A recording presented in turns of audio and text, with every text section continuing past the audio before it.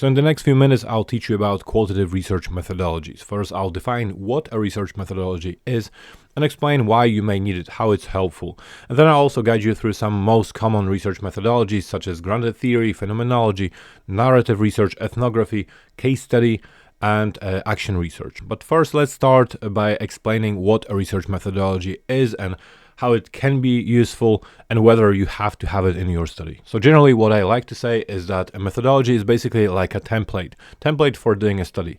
And just like any other template, it's optional. You don't have to use it, but it's there if you feel that you may need it. So basically it's a methodology includes a range of elements of a study, such as certain focus of a study, certain aims of the study, certain context in which the study is or certain circumstances under which the study is being conducted, certain data collection methods, certain data analysis methods and procedures. So it's a template as if somebody did it for you, so you don't have to worry about it. So for example, you want to understand what it feels like to live through a certain experience.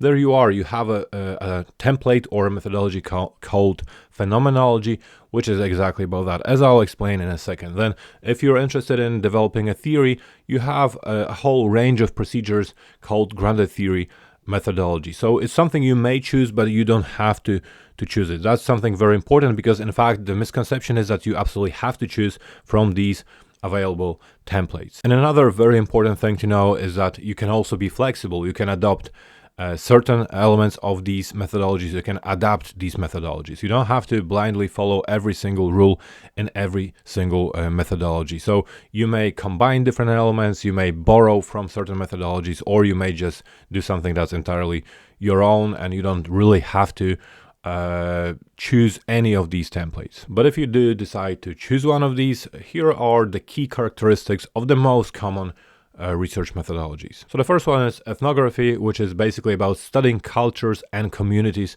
through immersion. So you immerse yourself in a certain community. Like I said, it doesn't have to be an actual community. In the past, it used to be studying cultures like Native Americans or certain tribes or even gangs, and being immersed in these environments. But now anything can be a community. A school can be a community, a certain workplace or a factory can be community. So the whole point is that you get immersed in that environment, you're becoming part of it to gather your research. So the key feature is that the researcher interacts with these participants in their natural environment, and the data quite often is being collected through observation, field notes, and interviews. But like I said, it's all flexible, so you can of course use any other methods. The second one is phenomenology, which is a study of lived experience.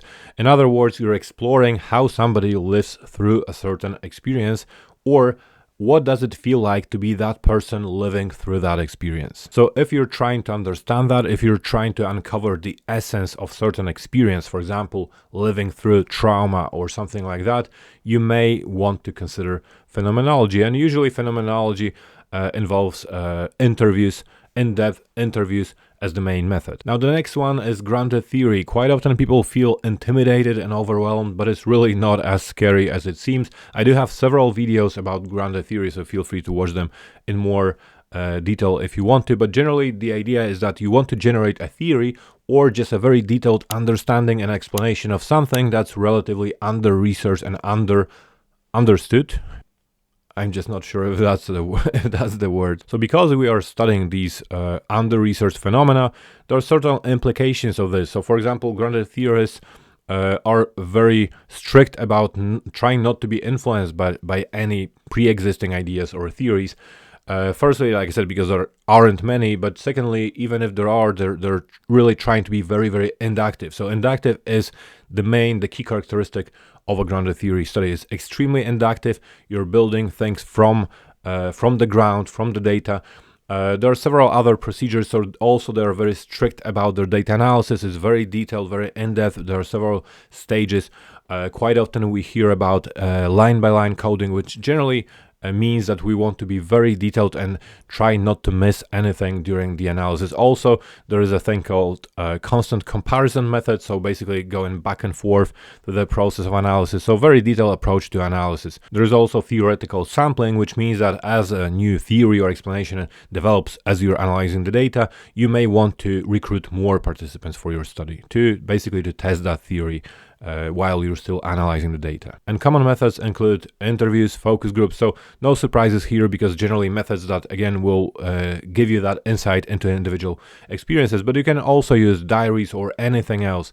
I've even used questionnaires in a grounded theory study. So there again, it's very flexible. There is no real rule. And another one, and one you probably heard about, is called case study. And case study is all about exploring a certain bounded system or a case in much depth. So case study can involve anything. Anything can be a case. It can be an individual, but it can also be a group of individuals. It can be a whole institution, a class, or even a city, or any other, like I said, bounded system. So that's the key characteristic. You're trying to understand it, and you're to do that, to generate that detailed understanding of that system, you're employing as many different methods of data collection as possible. So you're really trying to understand every possible aspect and explore every single perspective, which means that you're focusing on that case, and then you're usually employing a range of different data collection methods. So you may be talking to people, observing them, asking them to fill in a reflective diary or journal. You may distribute a survey. So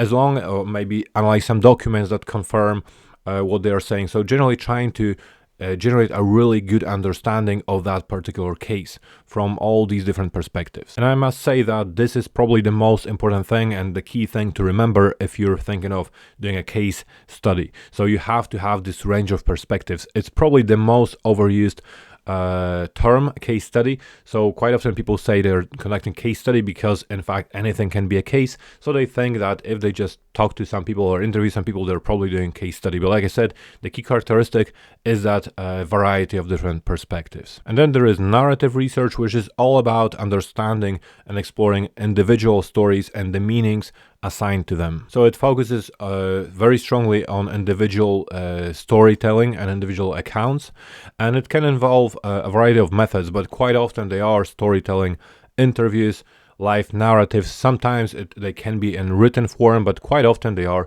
in spoken form. And the focus, like I said, is on how they construct the story, what elements they use for that story, what elements are there to be found in that story. It's a combination of both focus on the language itself and these technical aspects of storytelling, as well as on the actual content of that story. And then there is action research, which is all about planning certain change, implementing that change, and then exploring that change to then potentially, through another cycle, repeat these steps. So basically, action research is about taking action, and this action usually is influenced by the need to change something or improve something. Quite often, action research is used in education, very often in different companies and different specific settings like that, where we know certain problem exists. So we need to prepare some sort of intervention, conduct that intervention, and then basically reflect on it and explore how effective it was, and then maybe regroup and then improve it again with another cycle, another intervention. So like I said, it's all about action, and it's all about trying to